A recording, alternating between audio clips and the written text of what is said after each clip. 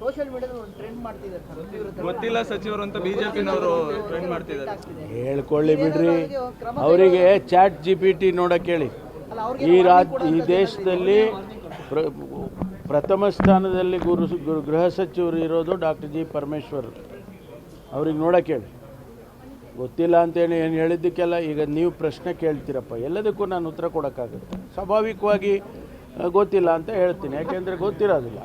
ಆಮೇಲೆ ಒಬ್ಬ ಗೃಹ ಸಚಿವನಾಗಿ ನಾನು ಕೊಡುವಂಥ ಹೇಳಿಕೆ ಭಾಳ ಜವಾಬ್ದಾರಿಯುತವಾಗಿ ಹೇಳಬೇಕಾಗ್ತದೆ. ಸುಮ್ಮನೆ ಗೊತ್ತಿಲ್ಲದಿರೋದೆಲ್ಲ ಸುಮ್ಮನೆ ಹೇಳೋಕ್ಕೆ ಗೃಹ ಸಚಿವರು ಹೇಳೋಕ್ಕಾಗೋದಿಲ್ಲ.